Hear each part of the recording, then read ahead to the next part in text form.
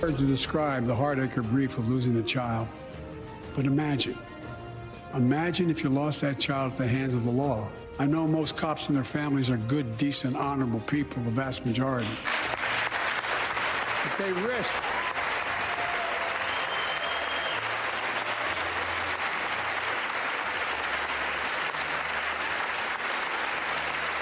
they risk their lives every time they put that shield on.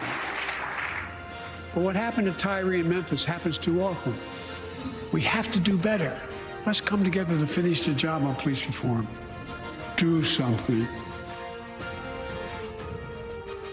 Welcome back. Tonight, President Biden once again called on Congress to act on police reform.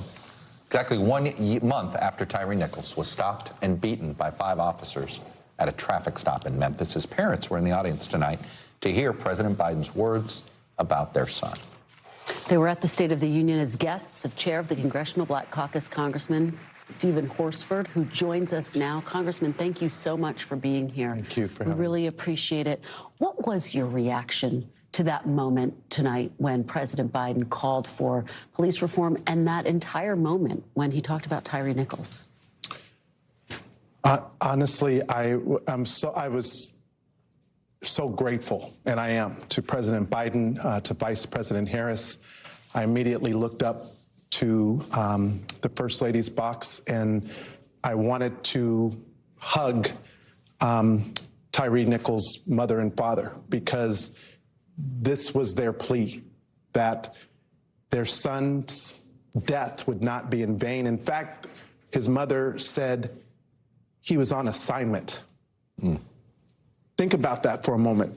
A loved one who's still grieving comes to the State of the Union. Most people come to celebrate.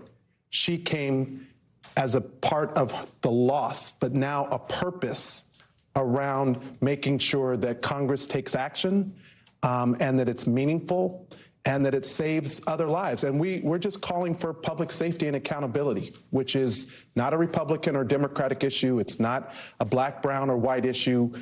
This is a public safety issue that all of us should focus on getting done. I don't want to be Pollyannish, but sometimes I think symbolism mattered. And I thought tonight, because Tyre's parents were there, that you had a chamber that united, even for a second, even for a moment. In that moment, they all heard what he said.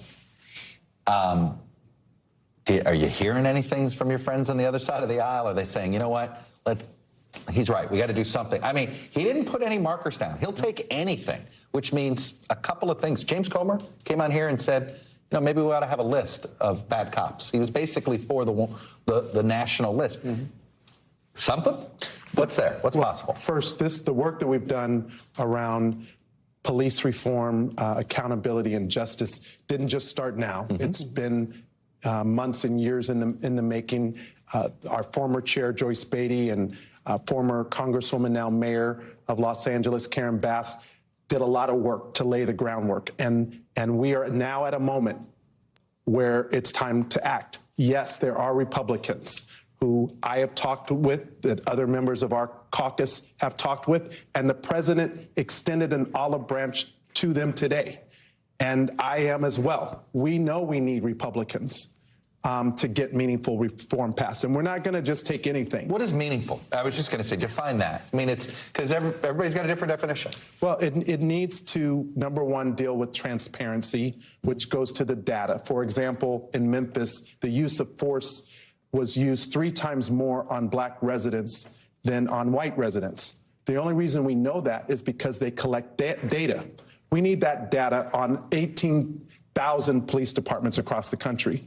We need to focus on accountability so that officers that do abuse their power can be held accountable. What that looks like, we're working on. And finally, we need to increase professional standards to improve the culture of policing, and all of us should agree that bad policing shouldn't exist anywhere in America. Look, we're not going to play matchmaker here, but that didn't seem like, I mean, it seems like that something can get done. Yeah, I mean, one of the biggest sticking points in these negotiations has been the issue of qualified immunity, essentially protecting police officers from any liability if someone is killed in a police-involved incident. Would you be willing to support legislation that didn't include that? Well, I'm not going to negotiate on TV. What I'm going to do is say to my colleagues on the other side of the aisle. We wouldn't mind that, actually. You know, we get James Comer over there. We can get this done right here if you want tonight. As long as my colleagues understand, as they did tonight, that accountability, meaningful accountability, should be part of any package, then that we can make a whole lot of progress. Ultimately, George Floyd, justice and policing, we're going to continue to fight for that for as long as it takes. That doesn't mean we can't make progress along the way. Senator Tim Scott is seen as just being pivotal and critical to getting a bipartisan piece of legislation done on police reform. Where do you see him fitting into these latest round of talks? Has he been present? Do you think he is energized to get something done right now? I think Senator Scott is an honorable person and is working with several of our colleagues, including Senator Cory Booker. I talked to several Republican members, even tonight, leaving the floor. Once I took the Nichols family off the gallery floor, as we were leaving, several members came up to them, came up to her to talk. And, you know, of course, they say, I'm praying for you. I'm lifting you up. And she said, I need more than prayer. I need you all to act. Wow. And that is what it's going to take. Advocate, huh? And there are so many other. We had 15 guests of members from the Congressional Black Caucus sitting in that gallery tonight, all of them touched in one way by police incidents, some who lost a loved one, others who were traumatized by incidents. But here's the bottom line. No parent, as the president said tonight, should have to worry when their child leaves.